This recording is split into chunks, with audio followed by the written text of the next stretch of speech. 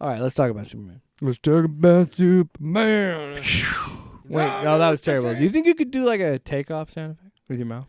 Like a, you know? No. I'm talking about Superman, not an airplane. That's what you got? Whoa, that's good. I like that one. All right, Superman. No. Oh, okay. And on a high. And on a high note. Don't rear backwards. Let's talk about Superman Space Age. He's like revved up to do another one. I'm gonna.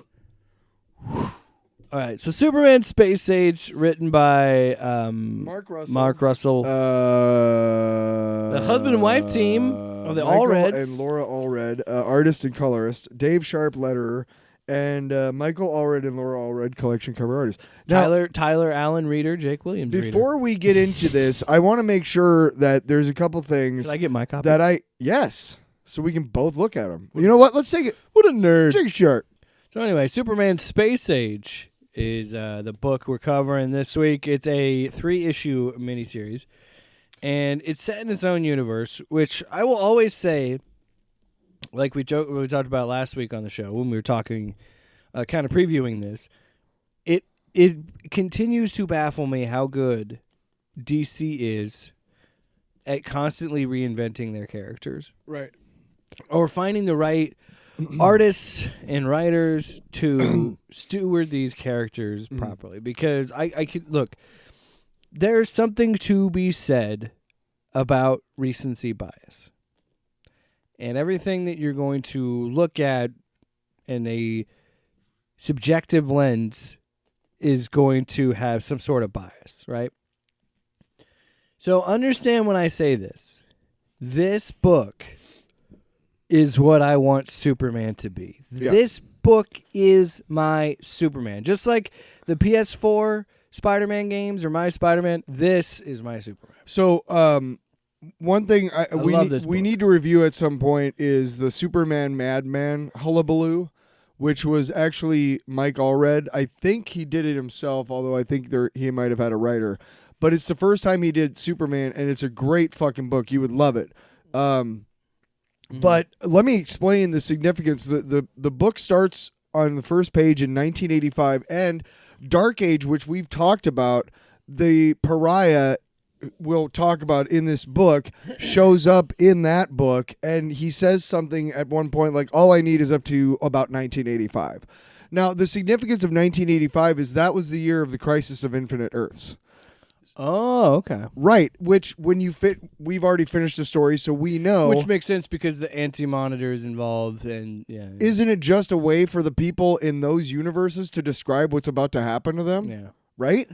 Like, it just fucking hit me. Duh, 1985. 1986 is when Man of Steel came out, and so forth. But just wanted to kind of shout that out because that's great timing.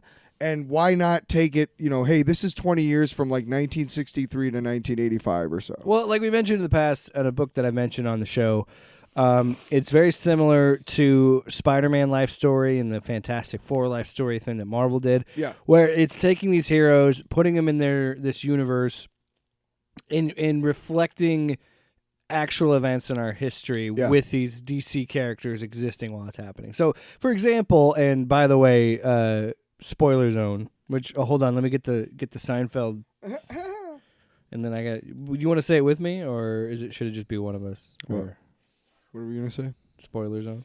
Spoiler zone. No. Spoiler zone. Spoiler zone. All right. Spoiler zone. Enough. That's right. So yeah, this is set in a world where Superman is inspired by the Kennedy assassination. Yeah. Because he knows he has powers at this point. He knows, but he's just been living on the farm, working with his dad, and he's just like, I have to make myself known because we just had a president assassinated. And to like play with that idea and then continue to like the fact that Lois fucking breaks Watergate later on in the story and like things like that of like taking real life events and playing them out and seeing what Superman and the Justice League would do in the situation. But I want to also say it's weird because it is connected to Dark Age, but it isn't, because as the story develops, yes, the pariah thing connects them, but that's it. In that story, Batman hasn't met Superman yet. He doesn't meet him till the 3rd issue and in Dark Age. He's just a shadow, and it looks like Brainiac's robot. So it looks like a version where Superman goes with Brainiac or something. I don't know. Maybe that's why it's the Dark Age. Who knows?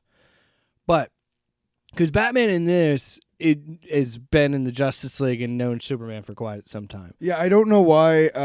We'll find out. The thing that's also sucks about the Dark Age is it's a 6-issue series compared to a 3-issue one, which is this one. It's packed in also, these issues. and I liked that we read it. I liked that I read it as a no. It's better as a volume, book. As a book, yeah. As a collected thing. It is because it doesn't. It's one straight narrative all the way through for 3 issues.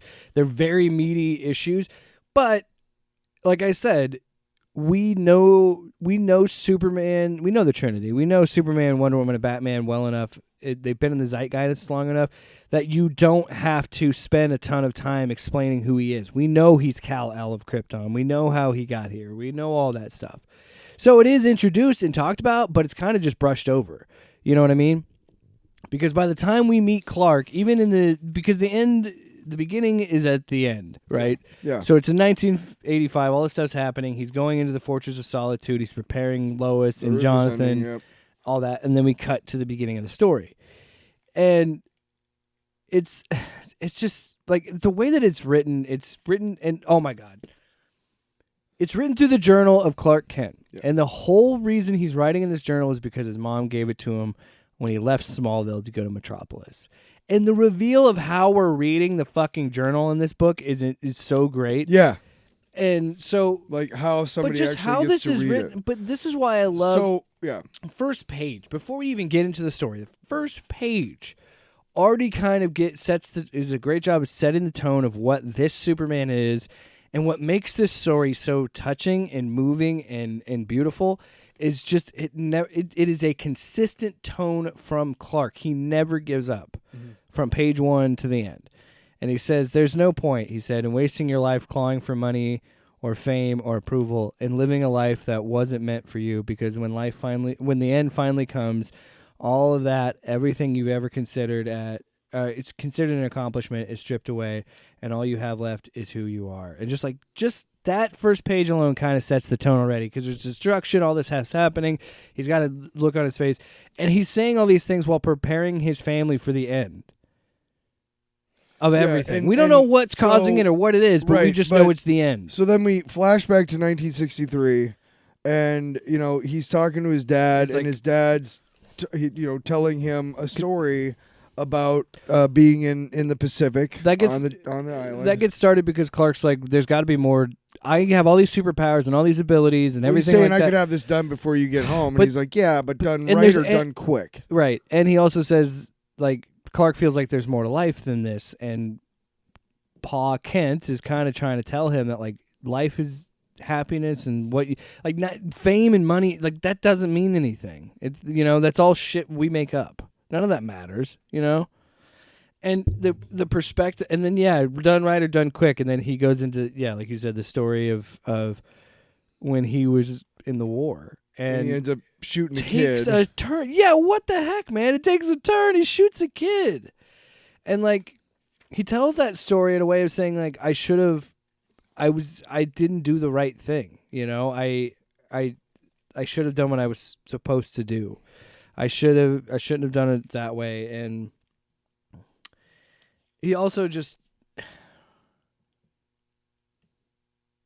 it just talks about how but just start reading it. I know, right? Because it's so good. Yeah. Well, because after that he talks that story of like, I killed a kid, and it is kind of weird because you could tell he was affected by it by the look on his face in that flashback, and that he's still affected by it, but it just shows you how good of a dad that Jonathan Kent is, because he's just kind of saying that, like, everything felt so broken after the war. I guess I was looking for the universe for some sort of sign and some proof that this wasn't all some horrible mistake. And sure enough, the universe came through, and then boom, Clark lands. And then that just kind of says, like, I like to tell him, pretty much tell his son and be like, I had all these horrible things happen. I was in this crazy shit in World War II, and you were my way out. You know, you were my miracle from the sky. Yeah. And it's like, it just sets up that great relationship. He tells him about the fortress of what we learned to be the Fortress of Solitude later, and you know he's basically Jonathan Kent is a great way of describing to Clark how to be like a good person throughout the book. And so they walk inside at that exact moment, and it's when Kennedy's shot. So this is the part that I took a picture. There's a couple shots in this in this book that I took pictures of, but the one that I took a picture of was when they're looking at the TV, where again, this is what I love about this version of Clark. Looking back, I think my dad was trying to tell me was this, that trauma sears itself onto us no matter how much we try to let it go, and that our innocence slips away no matter how hard we hold on.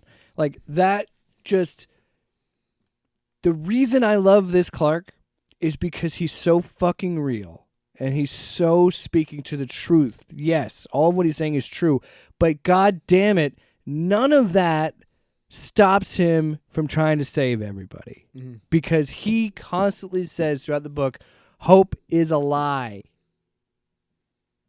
Hope is a lie that we make real. Like, holy fuck, this book is so good. Yeah, and so we flash over to Washington, D.C. We are introduced to Bruce Wayne and Lex Luthor. They're in a bidding war. To Hal Jordan over the Arctic Ocean. We get introduced to Jor-El shows up as the people in at the Daily Planet, and we start talking about Lois Lane. And that's when, you know, all of this is happening, and we go back to the farmhouse, and that's when he believes that he has to go and help. That's when he has to go. He still doesn't quite know how to fly. Also, I want to point out, we're kind of glossing over this, he also almost completely started World War III with Russia and America because... That's where I'm at, dude. Yeah, I know. Because he doesn't get to the Fortress of Solitude until after that. You already said he was at the Fortress of Solitude. No, I said like he was telling. Whatever, man. He's telling. Yeah. Anyway, he takes off because he feels like he needs about the Fortress of Solitude for the first time. Oh, okay. Yeah.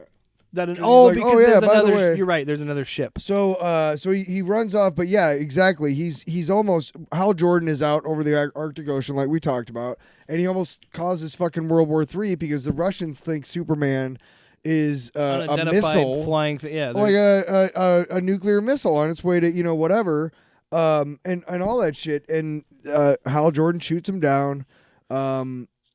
It ends up just being that's where he lands and finds the Fortress of Solitude. Yes. And then the conscious AI of Jor-El introduces himself. Well, we get to read Lois Lane's article about Kennedy's assassination while we're seeing, all of these stories. We're seeing Batman with Lucius Fox and the Batmobile. Luthor's, doing like a thing about what would happen with nuclear war. And then Superman finds the Pariah. The Fortress of Solitude. Oh, God damn. I am farther than Where the fuck are you? Why are you going so fast? Because we got a lot of cover. All right, whatever. So he goes to the big city and he learns. Well, yeah, he eventually. It has. That's fine, man. I mean, we don't have to touch on the actual beauty of the book. We can skip ahead and just read. So we're at. I'm just saying, I don't want to read it beat for beat. But I know I'm on the same page. One thing, the Siegel and Shoe Store. Okay. I did see that. Yes, that was really good.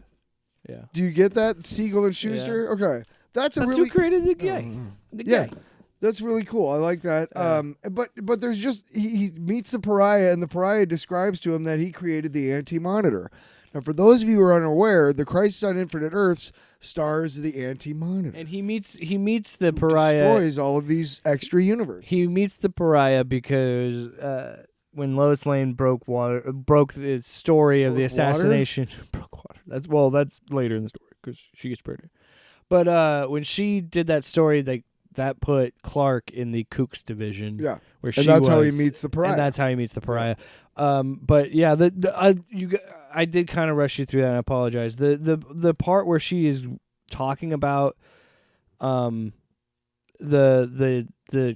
Kennedy assassination and all that, and writing that story of like getting all the information about that was so well done. Yeah. Of like just all of, and again, what I love is like, okay, let's play in the idea of like, okay, the DC universe is happening at the same time as these real world events. Like it's just a simple change and a simple idea. And again, it shows you how good of a solid foundation it is to make these characters such good pliable adaptations, because everything about this book is super. I know we're getting there.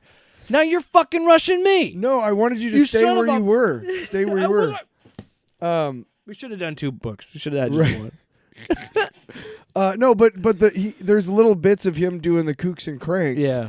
And it's like I got to be honest, it just looks like a rock to me. Oh, it's a dinosaur egg. Yeah. But like him saying like there are aliens already among us, and he's actually an alien. Golly, really? Yeah. That's like such a Clark fucking Kent, But yeah, we're to the Pariah, and he meets him. When that guy says that, he says, bored with how little they actually know, people tend to fill in the blanks with beliefs that make the world a more exciting place. And it's true. It's true what's happening now in our world, man. Clark is so fucking real in this book, and I love it for it. He's not... And by the way, can we just say at this point, I want to get this rant out of the way, because I knew it was going to happen at some point when we were going over this book, but if you continue to tell me that Superman like this, that is full of hope and joy and belief in people, is boring, then you don't like Superman, and shut the fuck up. Because I'm telling you right now, I cannot handle another fucking evil Superman story. I can't. We've had enough of them. And you know what? This book is an example of a balance where he can be a real human being but still make that choice to have hope. Yeah. Because what are we fucking doing if we don't have hope, man? Well, that's Superman's whole gig, is like that's why he's so great, is because he doesn't have to hope like we do. He can do anything. But he has attached himself to humanity such to a point where he's married to a human woman, and he's chosen us to live as a human. Yes. One of the things I want to point out before we go into the Pariah story and whatnot is that the Pariah, his colors and everything, and what he does, very closely resemble the Spectre in the proper DC universe. You know who the Spectre is? He's a green guy with like a green hood. He's basically a pasty white dude with a green hood.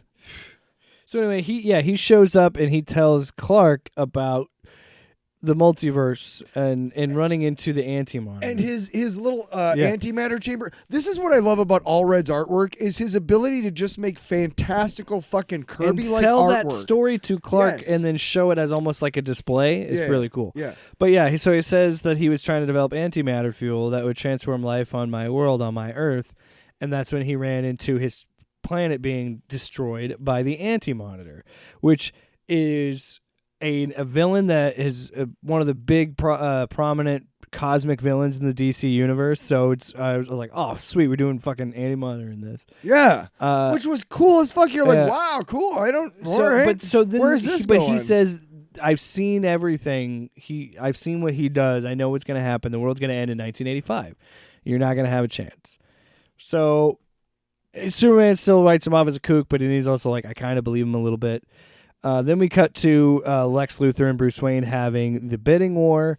I tested myself. Yeah, so it essentially shows Bruce Wayne in a prototype bat suit, essentially, because but it's a bat helmet with like the ears on it are like radio signals. Prototype Batmobile, fucking big wheel. Oh cars. my god, I love it, dude! This is the kind of shit that I love about, and he does it again in fucking Dark Age with Ra's al Ghul, however you want to say it. Yeah. With that whole backstory of like, okay, let's take some of these things and play with them a little bit and move it around, and like, okay, why not make it where Bruce Wayne would just fucking sell Wayne to, because the best part of this too is Bruce Wayne doesn't give a shit if he gets the bid.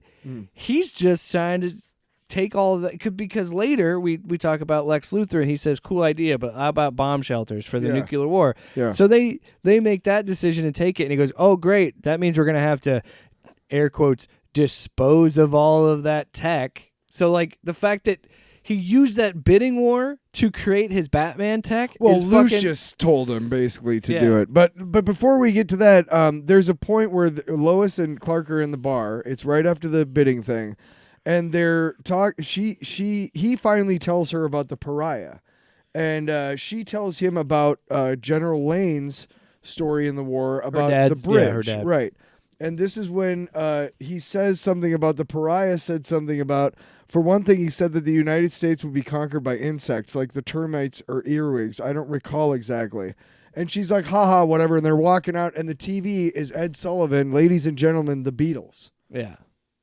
That's one of those cool, like, interesting, like, anyway. But then they go to the Pentagon where one of the guys literally gets, you're right, we get to, Luthor gets the contract. So Lucius Fox says, hey, man, we can just, put this stuff away, and then you can use it. And that's, Lois, we show Superman in the Fortress of Solitude learning how to be Superman, which is a pretty cool kind of montage. Yeah. It's basically a montage. Yeah. So that's how he's kind of learning how to control his powers. Is this Jor-El, his space dad? We see Lois going to the marches in Alabama. Yeah. Talking to actual Martin Luther King. And then he sees that she's in there, but that whatever they won't. They won't let him in there because so he busts him out. He goes, of course, thank you, gentlemen, and then just comes back and busts him out of prison. We get a cut. This is probably the craziest part of the book. So we cut to. I love Luthor with and a 1 and a 2. Yeah. So Lex Luthor's about to do a demonstration, but I love that they have all these like bubbles on the back of the cover, and like his looks like a sitcom. Because he's in his Hawaiian shirt that he is in this. Yeah. So he's setting up in this island to drop a bomb on where he is at, which is these bomb shelters that he designed for the nuclear war. He says, I'm going to trust it so much that I'm going to go live in this bomb shelter and you guys are going to bomb it for testing. Thanks for loaning them to me. And they're like, okay, that's the plan. So they go and drop the bomb, and he directed the bomb on Coast City. So Lex Luthor drops a nuke on Coast City and just levels it. But and a 1 and a 2. Yeah, and so everybody else on the board is like, what the fuck? And he's like, hey, everybody chill out. We're going to be fine. Blah, blah, blah, blah. Yeah. All the boardroom dudes. Here's a check for $1 million. Dr. Silas Stone, a.k.a. Cyborg's dad. Oh! So then we get back to Hal Jordan, and he's getting ready to fly off and do his thing. And then Bruce Wayne is talking to Alfred, and he's going down to the Batcave. Again, we get a lot of Batman in this, too, and I love it. Yeah. For that, Hal Jordan appropriately is reporting that, Coast City's gone. Hal Jordan finally sees Superman for the first time. Yep. And then he finds Abin Sur, and he's not chosen. He just takes it off Abin Sur. But you are here. That's one of my favorite parts about this book. You are not worthy, but you are here. Yeah. Yes. That's so cool, man. And yeah.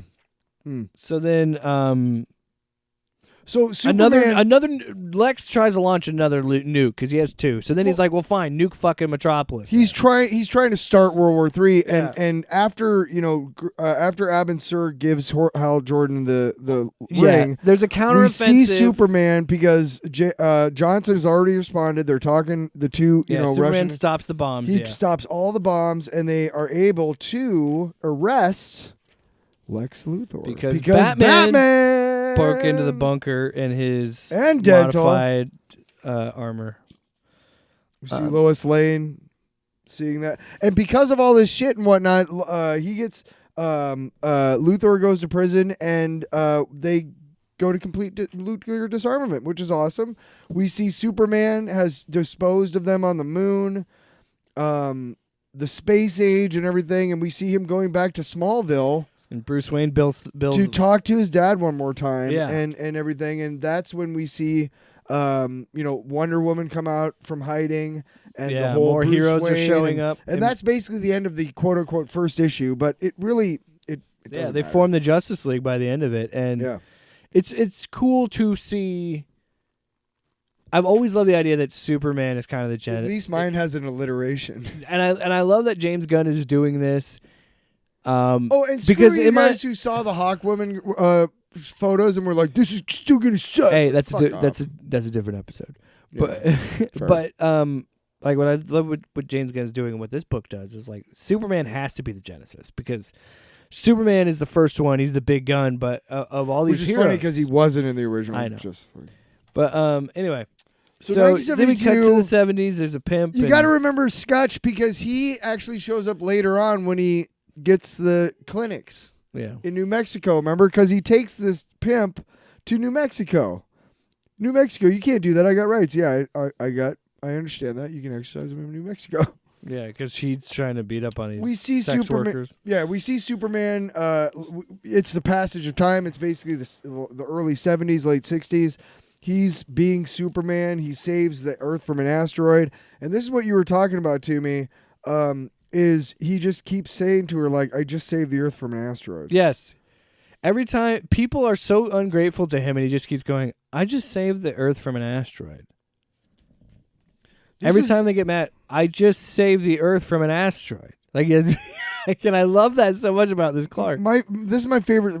One of my favorite parts about Lois Lane is he finally is like, what do you want me to do? What would you do if you were me? And she said, this might sound pretentious, but I feel like I already have a job saving the world. Don't get me wrong, I think you're great, but thousands of people died of starvation and disease during the time it took me to say that I think you're great. I feel that in the end, the world doesn't need saving so much as it needs changing. Yeah. And I totally, absolutely believe that. Yeah. So he's kind of chagrined, and he goes off to talk to Jor-El. So then we see Brainiac for the first time, which I love. If anybody has read Flaming Carrot comics, I believe it's Bob Burden, and he actually made the Mystery Men from that movie. Yeah. That you might remember that. I know what it is. You know, yeah. But that's very, very Flaming Carrot like esque, like that kind of art style of that Brainiac. Then we see Gotham and Oh, this is great because Batman. This is what I love about this Batman is where he comes to the realization that, wait a minute, if I'm going to clean up Gotham, I'm doing it the wrong way because I'm going after guys that are torching buildings. We see Maxwell Lord come into the picture. Yes, Maxwell Lord shows up, and he becomes a part of the board for Wayne. But Wayne is out to expose his own company because he knows they're burning down their own buildings for tax reasons. Yeah. And they're hurting the worst people, the poorest people. He goes, I'm beating up the wrong people.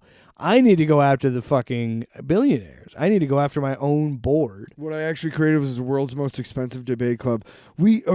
So and then he keeps getting pissed because he doesn't want to be in the Justice League. I think not killing people is a good place to start. And Green Arrow's like, heh. And Wonder Woman, what do you mean, heh? We kill people every day simply based on who we choose to save and not to save. It's like the trolley problem. And Aquaman's like, what's a trolley? And Green Lantern, what if the principle is that we try not to kill people? And Green Arrow says, ugh, you are such a squish. And then Batman's like, all right, I'm fucking out of here. Like, this is boring. Like, I got to fix shit. Save the Earth from an asteroid. You're welcome. Yeah. So then he breaks into Wayne's Enterprises and sets in motion what he's going to do with that. We also find out that Flash is defusing bombs so he could do it, and he's trying to do I love the Flash in this. The Flash is just constantly annoyed because people aren't moving fast enough. Oh, don't worry about that bottle. We'll get there. Yeah. So Lois Lane takes care of the Watergate break-in, which is just really, really, really funny. And then we see, my brother I think would really like this. We see Superman saving the Edmund Fitzgerald. Oh, yeah. So, thanks Superman, but now we don't have a fucking Gordon Lightfoot song, asshole. Sorry. He goes back to Smallville. We do see real quick. We do see him meeting with Nixon and with Elvis. We see Lois Lane meeting with Deep Throat, and then he goes back to Kansas. Yeah, because Lois Lane telling mom about Lane Lois Lane is Deep Throat. No, I'm just kidding. Well, she's the one who exposes Watergate. Right, but she's meeting with Deep Throat in the garage. And then he meets with Lois again, and this is at the bar, and this is where he like really falls in love with her. Yeah. He continues saving people, and then he has another interview with Lois Lane, but then he tells a story of how his dad was shipwrecked and survived. And what he said about hope is important because this is what keeps the theme of the book. Sweet Lord of Ham. Toby, it was his dad and another guy named Toby, and they were waiting for 3 days for this ship to save him, and the other guy died at one point. So he goes, but figuring the boat was merely late, my father continued to hang on. Toby died on the 3rd day.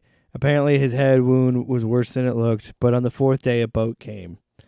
And that's when my dad knew that Toby had been lying. Well, yeah, because you said you were gonna arrive 3 days ago. And he said, "What are you talking about? Nobody radioed. We just happened by they found him by luck.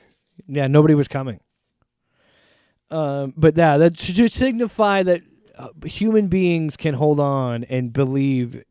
If they have hope, they can do amazing things. And that's what Superman understands. And that's what he's always trying to talk about. That's why look, you want to, again, if you want to say that's boring and you don't like it, fine.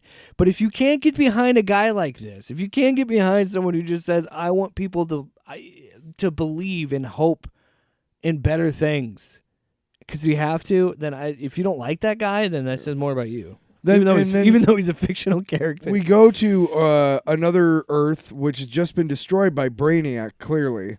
And we see a Superman with a black symbol. And he's angry at Brainiac because he comes back and he's trying to tell him, like, look, we're going to stop the anti-monitor, me and all these other Brainiacs, but I need you to join me. And he's like, you think... And he just tells him, like, look, I'm going to go, but you should really consider it. And we go back to the normal universe where they start talking about Brainiac. And Brainiac is on his way to Earth. Also, I love the fact that when Brainiac first gets talked about, Hal Jordan brings it up because the interns have been looking at him. They're like, well, why didn't you take care of it? It was like, we can't. Yeah. But, Batman continues to do his crusade against his own company where he talks about a fire and the arson and all the things to expose them. And then the Gotham Gazette says anonymous hippie accuses Wayne Enterprise of arson. Yeah. And then he sets up this whole thing where he throws a party at his place in this yellow tux. He goes and swaps out with Alfred the yellow tux. And he's like, yellow tux, really? He goes, but that's the point. It's supposed to be distinct so they know that what I was wearing. So then he switches into his bat suit. Alfred goes into in the yellow tuxedo, and he essentially sets it up that he kidnapped Bruce Wayne. I'm sorry, I'm on a crunch. I know. Are we? Yeah. We are. Okay. All right. Well, I didn't know what that. were you going to say before that? Nothing. No, go back. No, but we kind of skipped over the part where they fall in love, Lois Lane and Clark. But we get to we get to Bruce Wayne doing his thing, and I love this part. Clark, what is it? Lois, I am Superman? You knew, but how? Clark, I'm the reporter who broke Watergate. I love that almost every time they're together that she knows almost immediately. Yeah. And so they show them on their honeymoon and stuff, and he takes her up to the Fortress of Solitude. Thirsty. Because they got into the limo, and she immediately man. Put up the partition. Was Have you seen this guy? I mean, he's hot. I mean, I would say the same thing. I'd be like... So then Brainiac finally comes to their Earth, and he's like, God, this is when the Flash is like, you guys are talking too slow. And he says, this is what we're going to do. I'm going to take your shit, and so we can go stop the your resources so we can fight. Yeah, fight. They decide to fight back, and it is just a fucking massacre. In fact, Green Lantern, Hal Jordan, gets killed during it because Brainiac has a machine that's prepared for every. They somehow fight Brainiac back away, and he says, "Okay, well maybe this one is possible to join us." And he gets back to the Fortress of Solitude. I've saved the world. That's the end of issue 2. Brainiac, he consults the other members of his group. I don't know their names. I can't remember what race of alien he is, but he confers with them of what they're gonna do. Well, it's all the other Brainiacs. Yeah. Right, yeah, it's all the other Brainiacs. From all the other universes. So then issue 3 starts with the Superman and the let's call it 83Z, because I'm not reading the one all that those got numbers. destroyed that said you should know that what you did was bullshit. But also it's the one we were talking about last issue when Brainiac comes to try to recruit this Superman, because this Superman is important. So we jump to 1982. 3 years away from the apocalypse, and the pariah is just it's still happening. Can't stop it. It's gonna happen. Like most human beliefs, you don't believe it because it's true. You believe it because it's flattering. Yeah. But So we see a brand new Hall of Justice, John Stewart. John Stewart, Green Lantern, Swamp Thing, Martian Manhunter, Hawkman. Hawkwoman, the Red Tornado, Black Canary. So many DC. Fucking Martian Both Manhunter. Hot Girl and Hawkman. Yeah, man.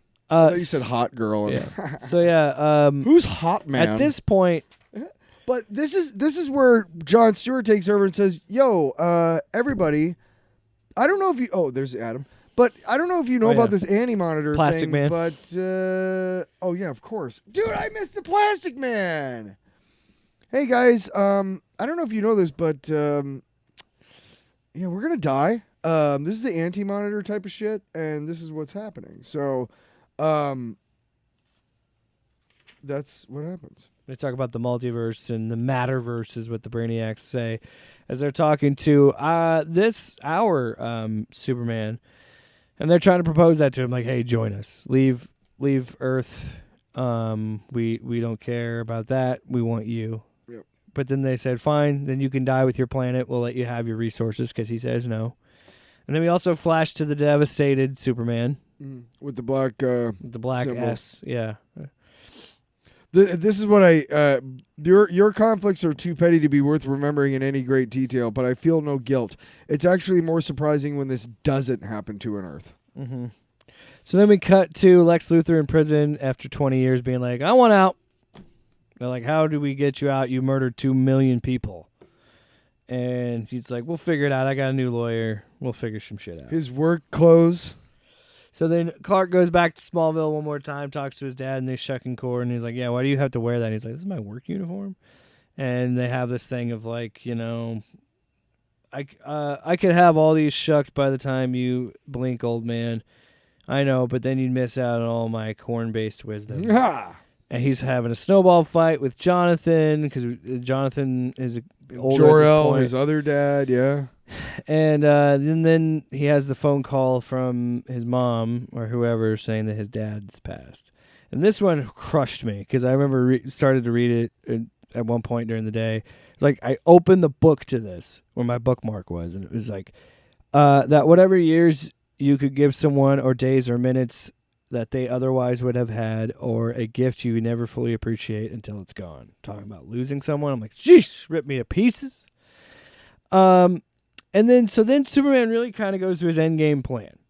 And he's working with his dad on some DNA stuff with Kryptonian technology. Developing the superpower I'd always neglected, and perhaps the only one that truly mattered. And earlier in the book, Jor-El tells him all about all his superpowers, and he touches on his scientific, advanced genius intellect. And that's what he's talking about. Because it is true in original Superman comics, like back in the day, when that was one of his powers, is that he's also he's not just super physically, but also mentally, because his brain is whatever. So he was even better detective than, like, say, Bruce Wayne. Then we cut to him quitting the Justice League. Yeah. Flash gives him shipping a bottle. He's like, "No, man, that's the 10th one I made today." 84 in Gotham. Batman is fighting some Riddler type dudes. And then, we see the introduction of the Joker. Who's really cool. I mean, not cool at all. I'm just saying. So we cut to, the trial of Lex Luthor. He gets out on a technicality that he shouldn't have those warheads. They were from the government. My favorite is that Otis is like, "Hey, we found kryptonite." And he's like, what's that? It's like, "Well, it's to destroy Superman." And he's just like, "Why?" After recess, before 5th period. Yeah, the fact that he doesn't give a shit. Then he just moves on, and that's it. That's all you ever see about it. And he tries to buy Wayne Enterprises. That doesn't happen. Because Bruce Wayne says, as long as I'm alive, you won't be able to buy my company. And this is where Lex Luthor has set his plan into motion that we don't know it yet, but Lex Luthor and the Joker are tied together. Now, Superman has finished his project, which is why he stepped away from the Justice League. And he announces in a press conference that he had been able to use Kryptonian technology to... First, he said, you need one DNA sample, and then it creates a tablet, and I give you this tablet, and it cures all disease and any future disease. Did you notice fucking Ron Burgundy? Yeah, right? I'd never noticed that. No, but this is the best part. And they ask, like, what's the price? What is it? He goes, it's free. Right, but this is the best part, is we've touched over the Brainiac part. when they talk to him, they're like, hey, you will have a moment to be able to rush through, but only one person. Don't try and bring anybody. And that's when Superman comes up with his plan, and we'll get there. But he gets everybody, and we see the guy from the pimp. Yeah. And he's giving an old lady. He's like, I just need to take a sample of DNA. Lex Luthor does this awesome, excuse me. It does tastes this like root awesome. Yeah, it does. He does a speech in his company, being like, "Hey, it's not about money. It's about competition. That's what drives us, not money. Because we've been fighting before there was even money. That's never. It's all about power and fighting. And it talks about." Throughout time, we've always killed and blah, blah, blah. And then he pretty much says pharmaceutical companies get put out of business because Superman just shows up and gives them this, So he's trying to turn the public opinion against Superman. And then, we cut back to Smallville, and Clark is shucking corn with Jonathan. He's continuing a father's tradition. Follows tradition of shucking corn with his dad. And then we get introduced more to the Joker. Which I know, right? What a cheapskate. Right. So Joker is created in this book because he lived in these tenements that were City, torched by the fire fraud shit. So Wayne Enterprises. He has an incentive to hate Bruce Wayne and Wayne Enterprises, so he kidnaps all the Wayne Enterprises children. This part, the board members' children. When you hope that your child died of smoke inhalation instead of burning alive, well, let's just say it changes the way you define hope. That's the Joker. Yeah. So he thinks he's got a mark on him. It turns out to be Lucius at a phone booth that blows up. He can't find him for shit. And this is where it gets really fucking crazy because they meet up, and obviously the Gotham PD's got snipers all over, and Joker's wearing a Bruce Wayne mask. He throws he does the whole speech about money, and then he throws a clown mask onto Bruce Wayne and keeps his own Bruce Wayne mask. So basically they're switched as far as the snipers know, and he just attacks him because he knows he knows they're both going to die. So Bruce Wayne and Joker both die in that thing. So then Lex Luthor freaks out. He's like, hell yeah, Bruce Wayne is dead. So then he was able to buy Wayne Enterprises. He got out of prison. He won. I won. He freaks out and he's excited. We first see Pariah showing up at Clark Kent to tell him today's the day. And then we go along to, that's where we see Lex Luthor. But he's celebrating, and then fire. The world starts ending. This is what I love about this book, is that it's a great way to show that, no matter how much you gain in life, at some point it ends. Yeah. We're all going to die. I know that's very dark, but it's the truth. Yeah. Anyway. Yeah. And this is a story about fighting against that with hope, knowing that the end is, but believing, even if but that's the thing. When he says hope is a lie, it's that lie that I'm not, even though the chances are you are probably going to die or something, you know what I mean? That you still choose to fight. Yeah, and believe. So Superman goes off and starts putting his plan into motion. And we look and we see all of these heroes. This is hopeless. Trying it doesn't matter. Keep trying. Yeah. And everybody dies. It's heartbreaking. So the 2-plate splash at Washington D.C. with all the heroes destruction. This is like our previous efforts all our previous efforts to save the human race is probably doomed. But then again, we don't do what we do because we expect it to work. So even though they know it's all going to end, as we all stand at the edge of the abyss, it's easy to look down, forgetting that what's most important is not the abyss, but that we stood there together. Yeah, and they just show these heroes just being with these other humans while they all die. Jor-El sacrifices his AI to put all of the focus of the supercomputer on these miniatures because he took all of the DNA when he gave people these pills to cure them to make copies of these people and send them to an Earth that was destroyed. So he grabs it and flies off into space. And like we said, that little hole is open for one person. But it isn't a person that makes it through. Superman sacrifices himself to let this... The mistake being the assumption that I must be nothing if not a survivor. But the only mistake being the assumption that I must be one too. Yeah. And Brainiac assumed that he would save himself, but he threw this thing out, and they go, okay, just let it go. And it gets to this broken Superman with the black symbol.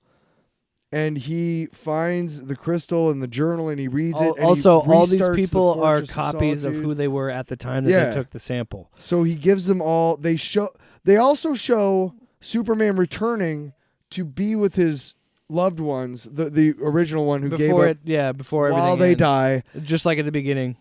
My favorite part at the end of the book is what kind of maniac builds a statue of himself, is Lois saying to Superman, and he says, "That's not me." Well, it's a couple things, but Really? he said, remembered what Lois taught me, but the best one I could come up with is that a hero is someone who never thinks about how much they mean to the world, but realizes just how much the world means to them. And then the end one, we cried. This is the one that made me cry. As Dad once told me, there's a part in ourselves that's out there, loose in the world, waiting to be discovered, and he was right.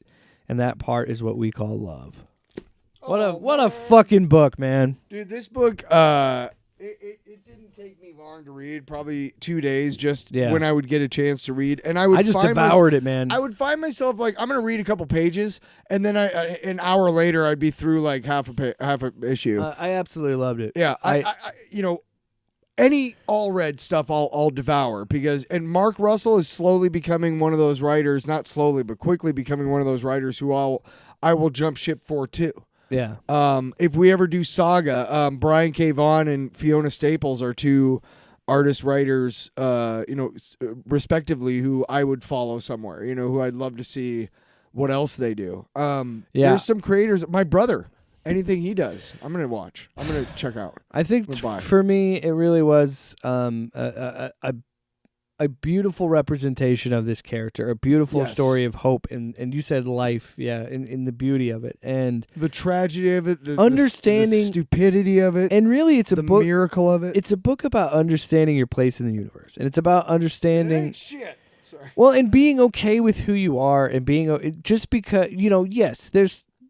So you're not the president of a country, right? Like fame and like you said, no matter how much you gain, it's all gonna end. And you can't take it with you.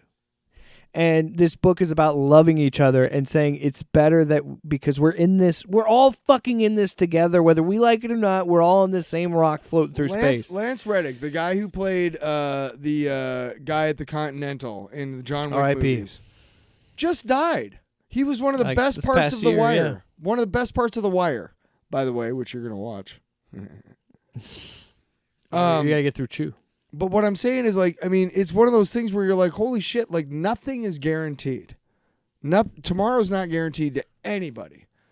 And while that's a sobering moment, I had an interview yesterday where I was talking about right now in my life, I'm thinking a lot about legacy. What legacy am I leaving? Who knows? But this is Superman's legacy, I feel like, and this is the best way. If this is just a love letter from these three people to what Superman is, and kind of a love letter to that former universe, that former multiverse that existed before the Crisis on Infinite Earths, fucking hats off, man.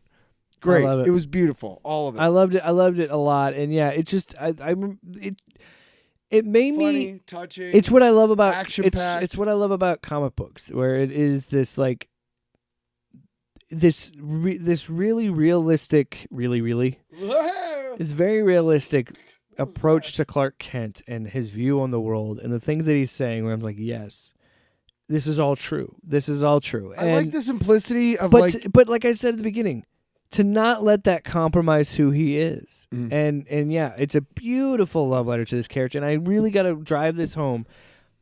If you don't like Superman, you don't like Superman, I understand. Yeah. But to think that he is boring because he's a good person is fucking lame. Keep reading your fucking Batman books, dude. Like, go fine. One of the things. It up. One of the things that I wanted to talk about as far as Superman goes is, you have this character who is kind of, people say milquetoast and stuff, and all of these characters at this point in time have fallen victim to this realism syndrome in a lot of comics and movies and whatnot. Like, what's real? What's real? And I liked Man of Steel. I liked both the movie and the 1986 miniseries, which followed the Crisis on Infinite Earths. But one of the things I love about this book is that at no point does he touch on, or anybody touch on, that Clark Kent looks suspiciously like Superman. Yeah. I love that they just allow that conceit. And just move on. Because, dude, what are most of our best stories? You have to suspend your disbelief at some There's point. plot holes and everything. There's a point where you got to leave your shit at the door, or else you're never going to enjoy it, right? Yeah. And Superman, honestly, if you're worried about why nobody knows he's Clark Kent too, then you're fucking missing the goddamn point of the character, and you shouldn't be reading Superman comics, right? Well, Tyler, I think Let's get out of here and get some heroin. Shoot off some fireworks because we're recording on the floor. Fireworks! No, don't do that. Fireworks you suck balls. Douchebags. But we love you, America. Not really. We love you, America. No, we don't. We love the idea of you. We love everybody who sacrificed their life to try and make mine better, and all those who are in the military trying to help us make our lives better. I do wish more people in this country understood what is really driving that stuff, but anybody who stands up and says, I will do this so you don't have to, is a hero in my book. So hats off to all the vets and currently serving. Am I a hero because I watch those Chud videos that you don't have to? No. Oh. I'm saying, like... No, I'm not comparing myself to veterans. Off panel, off topic with Jake and Tyler.